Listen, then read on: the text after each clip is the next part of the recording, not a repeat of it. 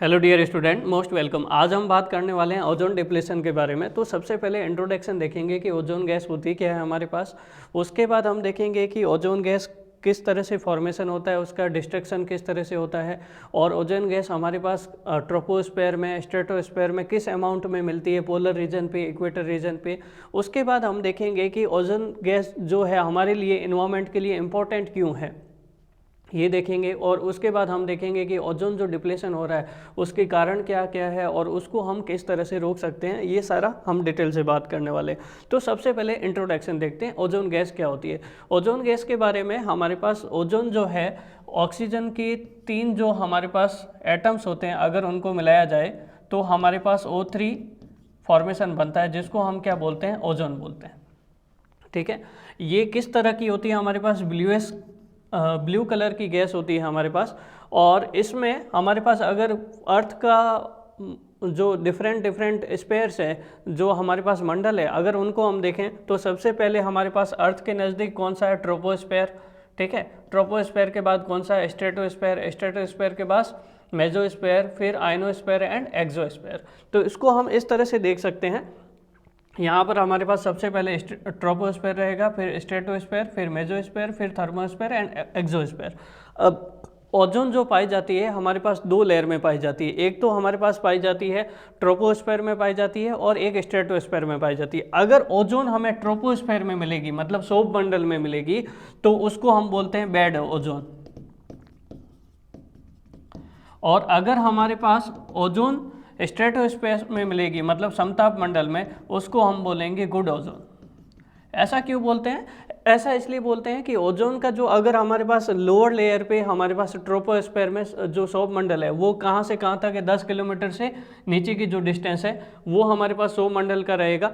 तो उसमें हम देखते हैं कि अगर ये गैस अवेलेबल रहती है हमारे इन्वायरमेंट में, तो ये हम बहुत ही इरिटेटिंग गैस होती है, जो हमारी आइज़ को नुकसान पहुंचा सकती है। लेकिन यही गैस यदि हमारे पास स्ट्रेटोस्फेयर में रहती है, स्ट्रेटोस्फेयर में रहेगी, तो ये हमारे पास गुड ओजोन होती है। गुड ओजोन क्यों होती है उसको हम समझते हैं। ठीक है, तो उससे पहले हम देख लेते हैं कि हमारे पास जो अर्थ है, अर्थ में इसका डिस्ट्रीब्यूशन कैसे होता है। देखिए ज़रा प्लीज़, ये अर्थ है। इस अर्थ में यहाँ पर हमारे पास इक्वेटर है, फिर हमारे पास 23.5 कर्क रेखा है, फिर 23.5 मकर रेखा है, और यहाँ पर हमारे पास कौन सा है, पोलर रीजन है। तो हमारे पास जो, अगर ये बोल रहे हैं कि स्ट्रेटोस्फेयर में हमारे पास गुड ओजोन है, तो गुड ओजोन है, लेकिन उसका डिस्ट्रीब्यूशन जो है पोलर रीजन पे ज़्यादा होता है और इक्वेटर रीजन पे कम है। तो मोर ओजोन आपको कहाँ मिलेगी, पोलर रीजन पे मिलेगी आपके पास। ऐसा क्यों होता है, ये देखो, ये सारे आपके क्वेश्चन बनेंगे, इन सारे पॉइंट को आप ध्यान से सुनिएगा। मोर ओजोन यहाँ मिलेगा और लेस ओजोन आपको कहाँ मिलेगा, इक्वेटर पे। तो स्ट्रेटोस्फेयर में भी डिफरेंट डिस्ट्रीब्यूशन है। इसलिए आपने न्यूज़ में पढ़ा होगा कि जो साइंटिस्ट और रिसर्चर होते हैं, वो ओजोन लेयर की कोई भी न्यूज़ निकालनी हो तो वो कहाँ जाते हैं, आर्कटिक और अंटार्कटिक, पोलर रीजन पे जाते हैं और वहाँ न्यूज़ लेते हैं कि ओजोन होल की स्टेटस के बारे में पता करते हैं कि ओजोन होल का डिस्ट्रक्शन हो रहा है कि फॉर्मेशन हो रहा है। वहाँ जाके पता करते हैं, क्योंकि वहाँ पे इसका कंसंट्रेशन जो है वो ज़्यादा है। करेक्ट, तो आपको ये कंसंट्रेशन ज़्यादा क्यों है, क्योंकि वहाँ पर एक तो क्या होता है, सनलाइट जो है बहुत कम है, सनलाइट कम रहेगा। दूसरा, विंड और वेदर का पैटर्न इस तरह से है जिसकी वजह से वहाँ पे हमारे पास जो ओजोन का कंसंट्रेशन लेवल है ज़्यादा है। ये पॉइंट ध्यान रखिएगा प्लीज़, ऑब्जेक्टिव में आपके पास इस तरह का क्वेश्चन पूछा जा सकता है। ठीक है, तो अब आगे बढ़ते हैं। हमारे पास ये ओजोन हमारे लिए किस तरह से प्रोटेक्शन प्रोवाइड करती है वो देखते हैं।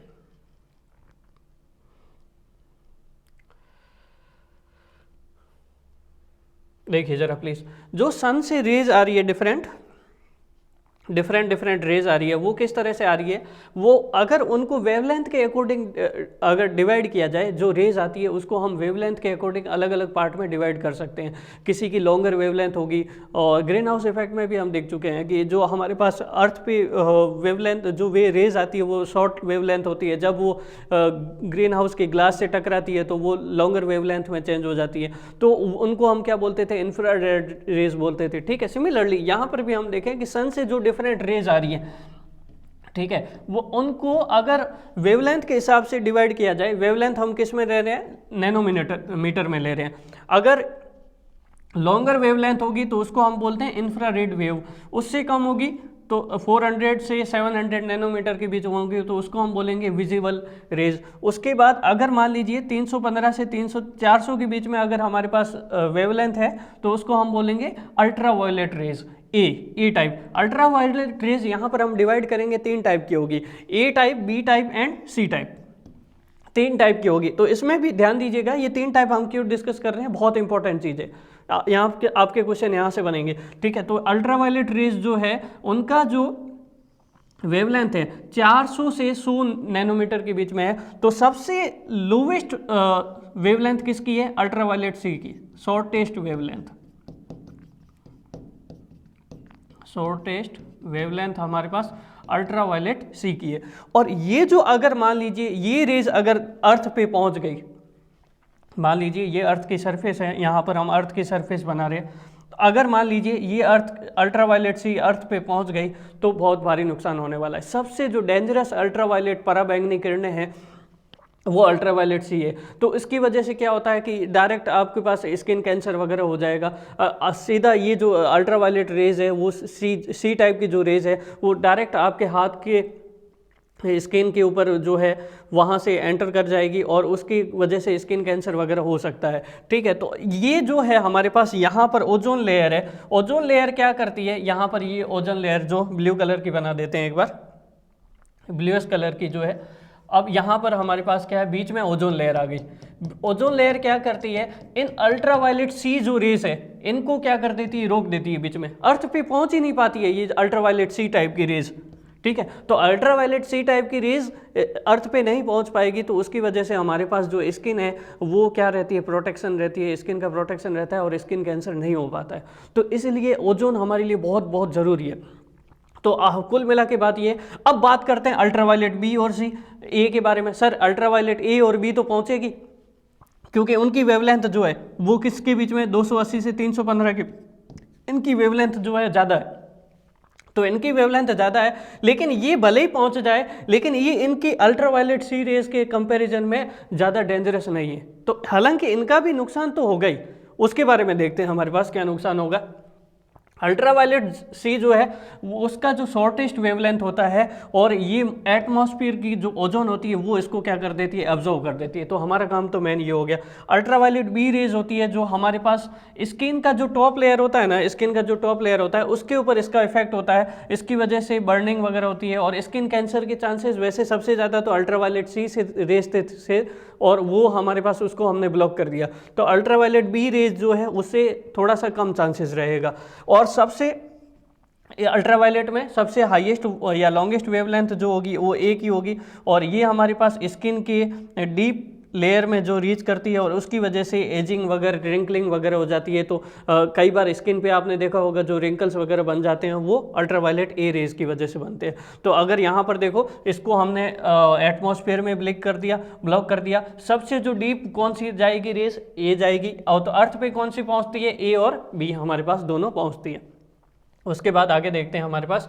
तो कुल मिला के बात यह है कि इन तीनों का अलग अलग डिस्ट्रीब्यूशन देख लेते हैं। तो इसको तो हमने क्या किया, अल्ट्रावायलेट सी को हमने ब्लॉक कर दिया, ब्लॉक बाय एटमॉस्फेयर, ठीक है।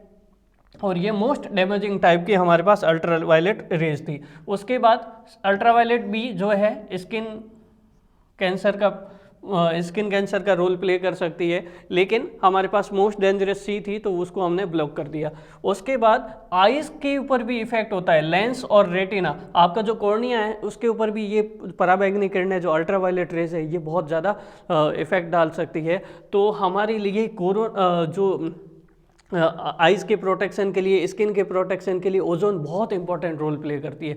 तो इसीलिए हमने क्या बोला कि स्ट्रेटोस्फीयर में जो समताप मंडल है उसमें हमारे पास जो ओजोन गैस है वो हमारे लिए क्या है, गुड ओजोन है, ठीक है। गुड ओजोन का मतलब ये है कि हमारे पास यहाँ पर जो ये हमारे पास ओजोन जो गैस का फॉर्मेशन है, कंसंट्रेशन है, ये हमें अल्ट्रावायलेट जो रेज है, पराबैंगनी किरणें हैं, उनको रोकती है और हमारे शरीर के लिए, स्किन के लिए प्रोटेक्शन प्रोवाइड करती है, आइज़ के लिए प्रोटेक्शन प्रोवाइड करती है।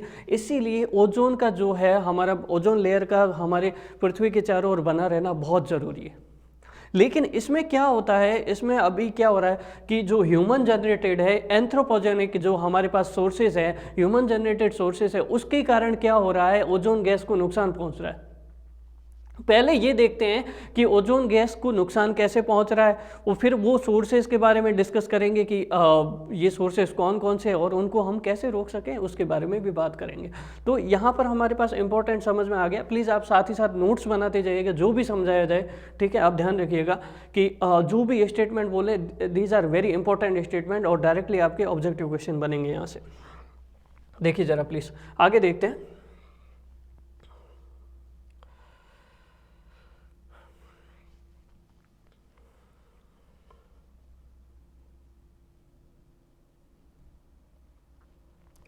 ओजोन डिप्लेशन के बारे में बात करते हैं। तो देखो ज़रा प्लीज़, एक अगर मान लीजिए हमारे पास क्या हो रहा है, यहाँ पर पृथ्वी पे क्लोरोफ्लोरोकार्बन CFC जो है ये बहुत ज़्यादा छोड़ा जा रहा है। CFC का यूज़ कहाँ करते हैं आप पहले ये आप समझिएगा। ये हालांकि अब तो इसको ब्लॉक कर दिया गया है। CFC का क्लोरोफ्लोरोकार्बन का यूज़ सबसे ज़्यादा रेफ्रिजरेशन में और जो फायर एक्सटिंग्विशर होते हैं ना वहाँ पर किया जाता है। CFC में क्या प्रॉपर्टी होती है कि CFC में प्रॉपर्टी होती है, एक तो नॉन इन्फ्लेबिलिटी होती है, दूसरा ये केमिकली स्टेबल होता है, ये नॉन टॉक्सिक होता है, लेस टॉक्सिक होता है, ठीक है।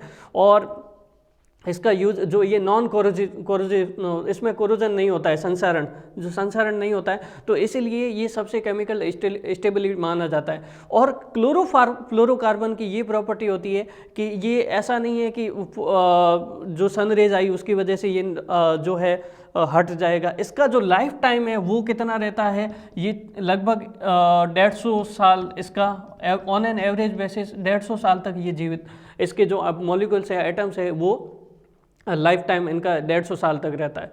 तो ये जो क्लोरोफ्लोरोकार्बन है ये जो है हमारी ओजोन गैस को नुकसान पहुंचाते हैं। अब देखते हैं ओजोन गैस नॉर्मल कंडीशन में कैसे काम करती है। इन नॉर्मल कंडीशन मतलब अगर मान लीजिए हमारे पास क्लोरोफ्लोरोकार्बन वगैरह नहीं है, नॉर्मल कंडीशन में क्या होता है, नॉर्मल कंडीशन में जब हमारे पास सन रेज आती है, मान लीजिए ये सन रेज आ रही है, तो सन रेज हमारे पास कब आएगी, डे के टाइम आएगी। तो डे के टाइम क्या हो जाता है, ओजोन का ब्रेक हो जाता है। ओजोन जो है O2+O में ब्रेक हो जाती है। किस में ब्रेक हो जाती है, ऑक्सीजन प्लस O में ब्रेक हो जाती है। लेकिन जैसे ही नाइट होती है तो ये वापस क्या करती है, नाइट के टाइम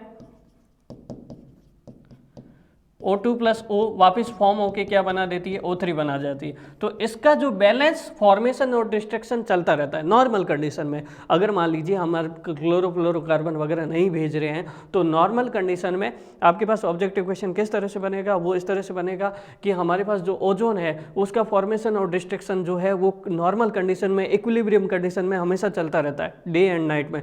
डे में इसका क्या होता है, ब्रेकडाउन होता है और वापस O2+O मिलके नाइट में क्या बनाते हैं, ओजोन बनाते हैं, O3, करेक्ट। तो अब क्या हो रहा है, अब आप समझिएगा कि हमारे पास मान लीजिए यहाँ से आपने क्लोरोफ्लोरोकार्बन जो है ये देखो, मान लीजिए आप हमारे पास फायर एक्सटिंग्विशर है या फिर जो रेफ्रिजरेटर है, आप क्या कर रहे हो, क्लोरोफ्लोरोकार्बन को यहाँ पर, ये ओजोन की जो ब्लू कलर की लेयर है इसको यहाँ पर भेज रहे हो आप। इसकी वजह से ये जो हमारे पास ये लेयर है ये क्या हो जाएगी, डैमेज हो जाएगी। अब डैमेज कैसे हो रही है पहले वो समझना है, ठीक है, देखते हैं। अब देखो जरा प्लीज, क्लोरोफ्लोरोकार्बन जो है यहाँ पर देखिएगा how it is damaging. Abnormal condition देख रहे हैं, एबनॉर्मल कंडीशन,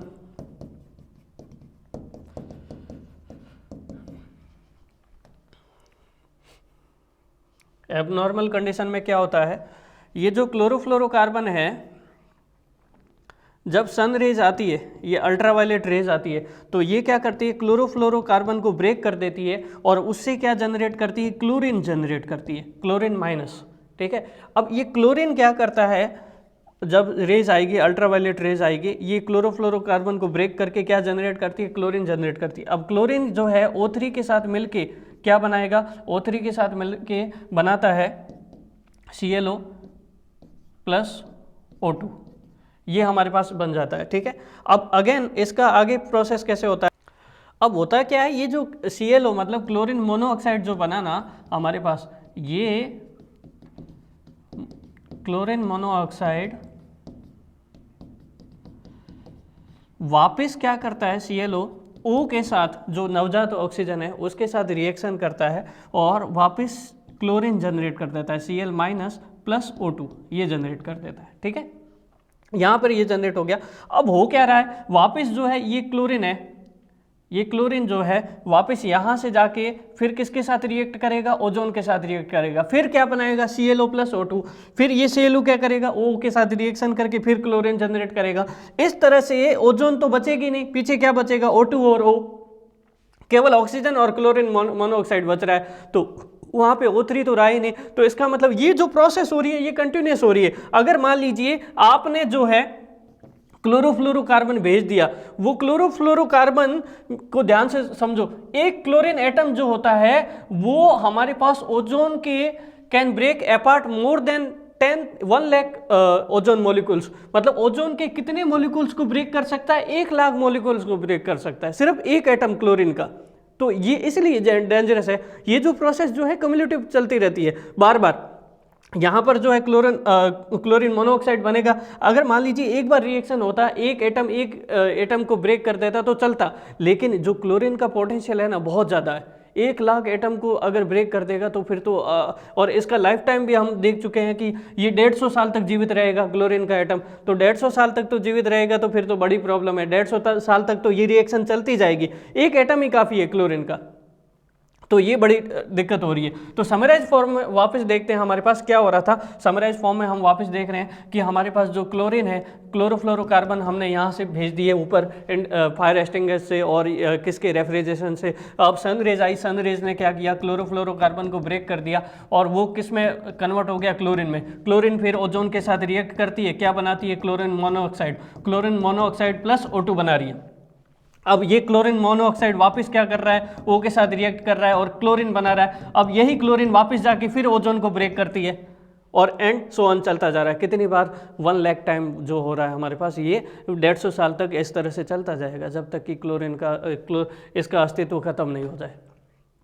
कुल मिला के बात ये, इस तरह से हमारे पास जो है ये ओजोन क्या हो रही है, ब्रेक हो रही है। तो ओजोन ब्रेक हो रही है तो उसकी वजह से हमारे पास क्या हो गया, अब देख लो जरा यहाँ पर ध्यान से देखोगे तो ये जो एरिया है हमारे पास, ये ओजोन का क्या हो रहा है, यहाँ पर ओजोन का आप देखोगे साइंटिस्ट जो जाते हैं ना अंटार्कटिक और आर्कटिक साइड जाते हैं पोलर रीजन पे, क्योंकि वहाँ पे ओजोन का कंसंट्रेशन ज़्यादा है, तो वहाँ जाके पता करते हैं तो देखते हैं ओजोन में होल हो गया। होल होने का मतलब ये नहीं कि कोई बड़ा छेद होता है, उसका मतलब ये हो गया कि जो थिकनेस जो है ओजोन की वो क्या हो रही है, कम हो रही है। थिकनेस कम हो रही है, सीधी सी बात है, ओजोन की थिकनेस कम हो रही है। तो हम बोल रहे थे जो अल्ट्रावायलेट सी रेज आएगी, यहाँ से कौन सी रेज आएगी, अल्ट्रावायलेट सी रेज आएगी। अब थिकनेस कम होगी तो ये तो यहाँ से ओजोन होल से डायरेक्ट कहाँ पहुँच जाएगी, पृथ्वी पे पहुँच जाएगी। पृथ्वी पे पहुँच जाएगी तो यहाँ पे जो हमारे पास ह्यूमन एक्टिविटीज़ है हो रही है, या फिर जितने भी जो लोग रह रहे हैं, या फिर हमारे पास इसके बहुत सारे इफेक्ट होंगे, अभी हम डिस्कस करने वाले। प्लांट्स के ऊपर भी इसका इफेक्ट होगा।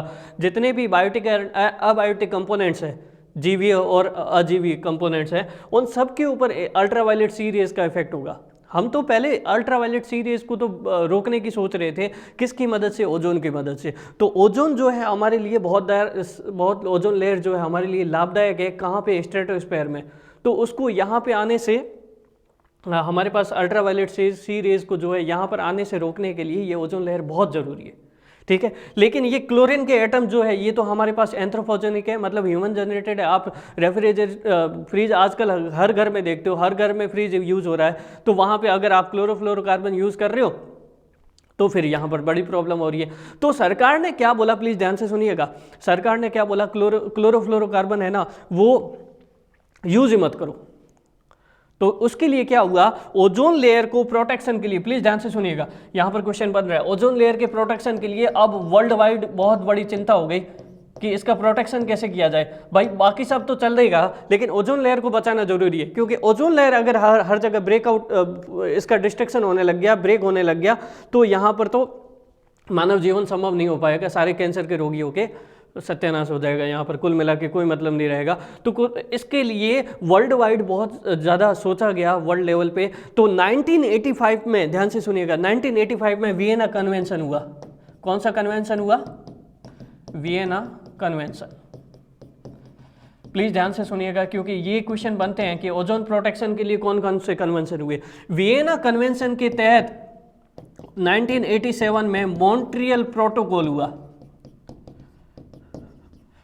Very important. मॉन्ट्रियल प्रोटोकॉल सबसे ज़्यादा, आज तक के जितने भी हमारे पास प्रोटोकॉल हुए हैं सबसे ज़्यादा इंपॉर्टेंट ये है क्योंकि ये लीगली बाइंडेड है। इसका मतलब ये होता है, लीगली बाइंडिंग का मतलब ये होता है कि दुनिया में जितनी भी कंट्रीज़ हैं उन सबको ये डिसीजन मानना ही पड़ेगा। इसका मतलब ये है कि ये जो है लीगली बाइंडेड है। इसमें क्या बोला गया कि हमारे पास जो क्लोरोफ्लोरोकार्बन आप यूज़ कर रहे हो रेफ्रिजरेशन में, उसका हम प्रोडक्शन रोक देंगे, हम नहीं यूज़ करेंगे, क्लोरोफ्लोरोकार्बन का यूज़ नहीं करेंगे क्योंकि ये जो क्लोरीन है यहाँ पे पहुँच के बहुत ज़्यादा नुकसान पहुँचा रही है। ठीक है, क्लोरोफ्लोरोकार्बन का यूज़ नहीं करेंगे। ये किस में डिसीजन लिया गया? 1987 में मॉन्ट्रियल प्रोटोकॉल में ये डिसीजन लिया गया कि ये legally binded to all countries. ये मोस्ट रेटिफाइड हमारे पास आज तक का कन्वेंशन रहा। अगर आपके पास ऐसा क्वेश्चन भी आ जाएगा कि मोस्ट रेटिफाइड जो यूनाइटेड नेशंस का कन्वेंशन है, जो हमारे पास वियना कन्वेंशन है या मॉन्ट्रियल प्रोटोकॉल है, ये कौन सा है हमारे पास? तो ये हमारे पास लीगली बाइंडेड है और ये मॉन्ट्रियल प्रोटोकॉल है। ठीक है, एक दूसरा हमारे पास है क्योटो प्रोटोकॉल, उसको भी हम डिस्कस करेंगे, that is not related to here. तो वो भी लीगली बाइंडेड है, लेकिन यहाँ पर हमारे पास मोस्ट इंपॉर्टेंट ये मॉन्ट्रियल प्रोटोकॉल है। तो अब क्या बोला गया कि दूसरे देश बोलने लगे कि हम CFC यूज़ नहीं करेंगे तो क्या करेंगे, रेफ्रिजरेशन कैसे काम चलाएंगे, फायर एक्सटिंग्विशर कैसे बनाएंगे? तो उन्होंने बोला कि आप क्लोरोफ्लोरोकार्बन नहीं यूज़ करो, हाइड्रोफ्लोरोकार्बन यूज़ कर लो। कौन सा? हाइड्रोक्लोरोकार्बन यूज़ कर लो। क्या सजेशन दिया? Use of hydrofluorocarbon. तो हाइड्रोफ्लोरोकार्बन में तो क्लोरोन का कंपोनेंट होगा नहीं। अगर हमारे पास एयर में जाएगा, एयर में लेफ्ट होगा, तब वहाँ पर क्लोरीन बनेगी नहीं। क्लोरीन नहीं बनेगी तो ओजोन का जो है वहाँ पर प्रोटेक्शन बना रहेगा। ठीक है, तो कुल मिला के बात ये है, हाइड्रोफ्लोरोकार्बन का यूज़ करने का सजेशन दिया गया। लेकिन हाइड्रोफ्लोरोकार्बन है ना, वो हम ग्रीन हाउस में पढ़ चुके हैं। हाइड्रोफ्लोरोकार्बन का जो ग्लोबल वार्मिंग पोटेंशियल होता है ना, वो ज़्यादा होता है किससे? क्लोरोफ्लोरोकार्बन से। तो ये ओजोन को तो नुकसान नहीं पहुंचा रहा है, लेकिन ग्लोबल वार्मिंग पोटेंशियल इसका बहुत ज़्यादा होता है। तो ये हमारे पास यहाँ पर गर्मी बहुत ज़्यादा बढ़ा रहा है। तो अर्थ में जो हमारे पास टेम्परेचर है, वैसे भी IPCC इंटर गवर्नमेंटल, हम डिस्कस कर चुके हैं, inter governmental panel on climate change पहले ही बोल चुका है कि अगर दुनिया में एवरेज टेम्परेचर 15 डिग्री से डेड सेंटीग्रेड 1.5 डिग्री सेंटीग्रेड बढ़ गया, उससे ज़्यादा हो गया, 2 डिग्री सेंटीग्रेड तक गया, तो दुनिया तो ख़त्म होनी है। तो हाइड्रोफ्लोरोकार्बन जो है वो आपके पास ग्लोबल वार्मिंग का बहुत बड़ा कंपोनेंट है, इसका ग्लोबल वार्मिंग पोटेंशियल बहुत ज़्यादा होता है। तो हाइड्रोफ्लोरोकार्बन को भी रोकने के लिए, इसके लिए एक अमेंडमेंट आया हमारे पास, उसके बारे में एग्रीमेंट आया, उसके बारे में बात करते हैं। इसके तहत हमारे पास जो एग्रीमेंट हुआ उसको बोलते हैं Kigali agreement. Kigali agreement. Kigali कहाँ है? रवांडा में। रवांडा जो कंट्री है हमारे पास, वहाँ पे ये किगाली है। तो वहाँ पे ये क्या जो है मॉन्ट्रियल प्रोटोकॉल का 28th मीटिंग था। मॉन्ट्रियल प्रोटोकॉल की जो मीटिंग थी, कौन सी मीटिंग थी? यहाँ पर हमारे पास मीटिंग्स होती रहती हैं इसके रिगार्डिंग। 28th मीटिंग में ये डिसीजन लिया गया कि वहाँ पर जो क्लोरोफ्लोरोकार्बन की जगह हम हाइड्रोफ्लोरोकार्बन यूज़ कर रहे थे, इसका ग्लोबल वार्मिंग पोटेंशियल बहुत ज़्यादा है। इसको आपको सभी देशों को क्या करना है? इसका यूज़ कम करना है। तो सभी देशों को ये बोला गया कि 2040 तक इसका यूज जो है आपको ख़त्म कर देना, अदरवाइज बहुत ज़्यादा नुकसान होने वाला है। ठीक है, तो सभी देशों ने माना, इवन इंडिया ने भी माना। इंडिया ने मॉन्ट्रियल प्रोटोकॉल को 1991 में ज्वाइन किया। प्लीज़ ध्यान रखिएगा, इंडिया ज्वाइन मॉन्ट्रियल प्रोटोकॉल इन 1991। और मिनिस्ट्री ऑफ फॉरेस्ट, जो हमारे पास MOIFCC है, ministry of environment, forest and climate change जो है, उसके तहत ओजोन सेल भी लगाई गई हमारे पास इस मिनिस्ट्री में। और ओजोन सेल ने क्या किया, जो हमारे पास ओजोन डिप्लेटिंग सब्सटेंस है, जो भी हमारे पास क्लोरोफ्लोरोकार्बन का यूज़ हो रहा है, उसके लिए एफर्ट लगाए और क्लोरोफ्लोरोकार्बन का यूज़ जो है रोक दिया। अब इंडिया ने यहाँ पर बोला है कि 2045 तक हम क्या करेंगे, इसका यूज़ लगभग ख़त्म ही कर देंगे, हाइड्रोफ्लोरोकार्बन को यूज़ हम नहीं करेंगे। हालांकि अभी भी हाइड्रोफ्लोरोकार्बन हमारे पास यूज़ होता है रेफ्रिजरेशन में, लेकिन इसको ख़त्म करने के लिए बोला गया है। ठीक है, तो कौन सा एग्रीमेंट हुआ, Kigali agreement. Montreal protocol very necessary, ठीक है, वेरी इंपॉर्टेंट। तो यहाँ पर हमारे पास ये हो गई भाई साहब क्लोरीन की कहानी, लेकिन ये क्लोरीन अकेला थोड़ी है, इसके साथी भी तो बहुत सारे हैं। देखते हैं,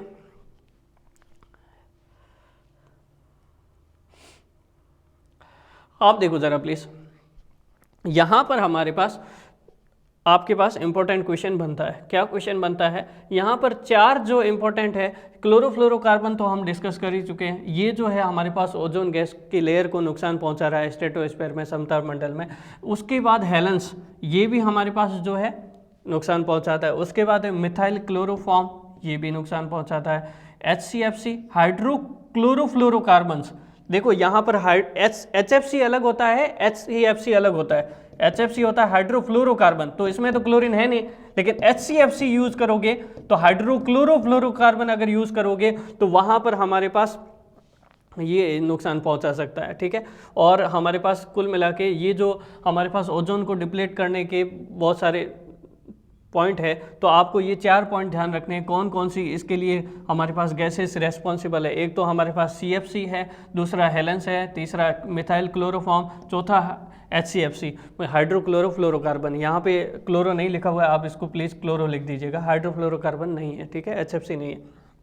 तो ये जो 4 हमारे पास गैसेस है, ये मोस्टली हमारे पास डैमेज नुकसान पहुँचाती है। तो किस तरह से नुकसान पहुँचाती है वो देखते हैं। देखिए ज़रा, यहाँ पर हमारे पास ये जो 4 एग्जाम्पल है, इसमें थोड़ा और डिटेल से देखते हैं कि हमारे पास इसको और डिस्क्राइब कर सकते हैं। पहला हमारे पास CFC तो हो ही गया था, दूसरा हमारे पास यहाँ पर हमने जो बोला हेलेंस। हेलेंस जो है वो किससे रिलेटेड होता है, ब्रोमीन कंटेनिंग सब्सटेंसेस जो होते हैं उससे रिलेटेड होता है। हेलेंस को हम HBFC भी बोलते हैं। HBFC का मतलब ये है हाइड्रोब्रोमोफ्लोरोकार्बन्स, हाइड्रोब्रोमोफ्लोरोकार्बन्स, ये लिख दीजिएगा। और दूसरा है मिथाइल ब्रोमाइड, ये भी इससे रिलेटेड है। तीसरा हमारे पास सल्फ्यूरिक एसिड पार्टिकल, वो भी नुकसान पहुंचा सकते हैं। और चौथा हमारे पास है कार्बन टेट्राक्लोराइड। तो जितने भी जो नाम लिखे हुए हैं इनकी आराम से एक लिस्ट बना दीजिएगा। ये जो है ओजोन गैस को डिप्लेट करने के लिए रेस्पॉन्सिबल है। ODS बोलते हैं। ODS का मतलब ये होता है कि ओजोन डिप्लेटिंग सब्सटेंस। तो ओजोन डिप्लेटिंग सब्सटेंस कौन कौन से हैं, chlorofluorocarbon, bromine containing substances like Helens and methyl bromide, sulphuric acid particles, carbon tetrachloride. उसके बाद हमारे पास जो है मिथाइल क्लोरोफॉर्म, ये भी हमारे पास नुकसान पहुंचाता है। तो अब ये जो ब्रोमीन है, ये जो है क्लोरीन से भी 100 गुना ज़्यादा पोटेंट वाला होता है, 100 गुना ताकतवर। Bromine has 100 times more potent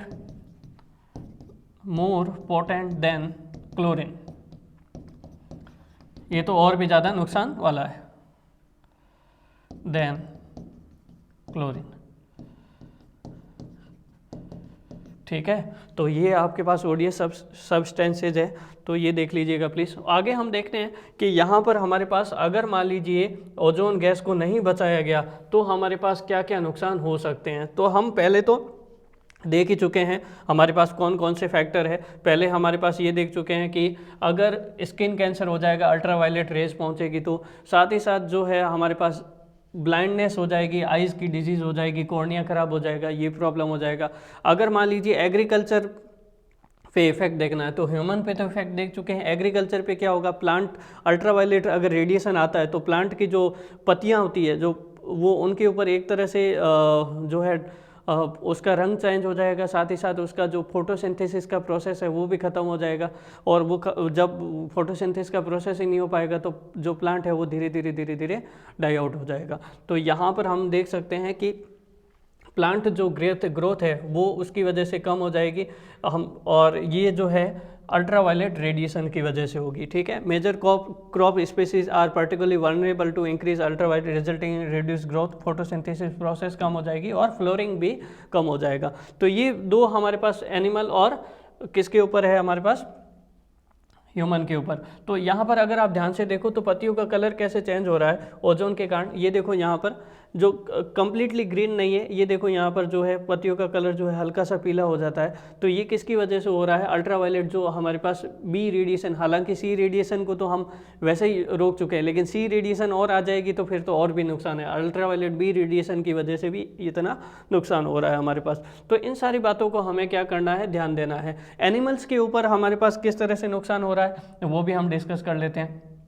animals के ऊपर नुकसान इस तरह से हो रहा है, देखिए ज़रा प्लीज़। अगेन एनिमल में भी वही प्रॉब्लम होगी, कॉर्निया को नुकसान हो जाएगा तो आई की प्रॉब्लम हो जाएगी, साथ ही साथ स्किन को नुकसान होगा तो स्किन कैंसर की प्रॉब्लम हो जाएगी। जो हमारे पास मैरिन एनिमल्स है, जो हमारे पास एक्वेटिक इकोसिस्टम के हैं, समुद्र में जो रह रहे हैं उसके आसपास, जैसे फिश है हमारे पास, है ना, यंग फिश होती है, श्रिम्प लार्वे होते हैं, जो ये क्रैब लार्वा होता है, जितने भी ये सब जो है वो धीरे धीरे हमारे पास क्या हो जाएंगे? डाई आउट हो जाएंगे। जब इनके लार्वा ही खत्म हो जाएंगे तो ये धीरे धीरे अल्ट्रावायलेट रेडिएशन की वजह से सारा प्रॉब्लम हो जाएगा। तो जहाँ पर अगर हम बोलते हैं कि हमारे पास फूड चेन में अगर एक भी कड़ी टूट जाती है तो बहुत बड़ा नुकसान होता है। तो ये जो है अंटार्कटिक जोन में इसका इफेक्ट बहुत ज़्यादा देखने को मिल रहा है, क्योंकि अंटार्कटिक जोन में इसका होल देखने को मिला है, तो उसकी वजह से अल्ट्रावायलेट सी रेडिएशन जो है वो डायरेक्ट आ रही है और वहाँ पर जो एनिमल्स हैं उनको नुकसान पहुँच रही है। इफेक्ट ऑन मटेरियल्स, जो मटेरियल्स हैं उनके ऊपर क्या इसका अल्ट्रावायलेट सी रेडिएशंस का इफेक्ट पड़ता है। मटेरियल छोड़ो, पहले तो हमारे पास प्लांट बहुत ज़रूरी है, एनिमल ज़रूरी है, ह्यूमन ज़रूरी है, तो वहाँ पे बहुत ज़्यादा नुकसान हो रहा है। साथ ही साथ यहाँ पर देखो would, plastic, rubber, fabrics and many construction material जो है वो डिग्रेड हो जाते हैं, किसकी वजह से? अल्ट्रावायलेट रेडिएशंस की वजह से। तो इसकी वजह से हमारे पास इकोनॉमिक इम्पैक्ट पड़ेगा और मटेरियल को प्रोटेक्ट करना बहुत ज़रूरी रहेगा। तो ये सारे पॉइंट है हमारे पास ओजोन डिप्लेशन से रिलेटेड जो हमने डिस्कस किया। तो ओवरऑल हम देखें तो सबसे पहले हमने देखा ओजोन गैस क्या होती है, वो कहाँ कहाँ अवेलेबल होती है, दूसरा उसको कैसे फॉर्म किया जाता है, उसको नुकसान किन किन कंपोनेंट की वजह से हो रहा है, अगर नुकसान होगा तो हमारे पास उसकी वजह से क्या इफेक्ट पड़ेगा, और उसको रोकने के लिए हमने कौन कौन से प्रोटोकॉल किए। Montreal protocol is very important, 1987 जो हमें CFC को रोकने के लिए परमिट करता है, CFC को वहाँ पर हमने ब्लॉकआउट किया गया था। ठीक है, तो अब यहाँ पर एक इम्पॉर्टेंट पॉइंट और रह गया है जो एग्जाम पॉइंट ऑफ व्यू से इम्पॉर्टेंट है कि जब साइंटिस्ट जाते हैं अंटार्कटिक रीजन में, वहाँ पर जो ओजोन गैस के लिए मेजर करते हैं, ओजोन गैस की जो ओजोन लेयर की थिकनेस है वो किस तरह से मेजर करते हैं, उसकी यूनिट क्या होती है वो ध्यान रखना है आपको। तो ओजोन गैस का जो लेयर का स्ट्रेटोस्फीयर में लेयर है उसको मेजर करने के लिए जो यूनिट यूज ली जाती है उसको बोलते हैं डॉप्सन यूनिट। प्लीज़ ध्यान रखिएगा, एक डॉप्सन का मतलब होता है 2.69 × 10⁻20 मॉलिक्यूल्स पर स्क्वायर मीटर, मॉलिक्यूल्स पर मीटर स्क्वायर, ये होता है हमारे पास। अब इसको मेजर करने के लिए कौन कौन से मीटर यूज़ करते हैं साइंटिस्ट, तो उसको बोलते हैं डॉप्सन स्पेक्ट्रोफोटोमीटर, या फिर आप यूज़ कर सकते हो फिल्टर ओजोनोमीटर यूज़ कर सकते हो, या फिर Tombs, that means total ozone mapping substance, ये 3 मीटर यूज़ किए जाते हैं ओजोन लेयर को मेजर करने के लिए। तो ये इंपॉर्टेंट डेटा है, आप प्लीज़ ध्यान रखिएगा अलग से। सो ये हो गया आपका topic ozone depletion. Thank you so much, फिर आगे देखते हैं।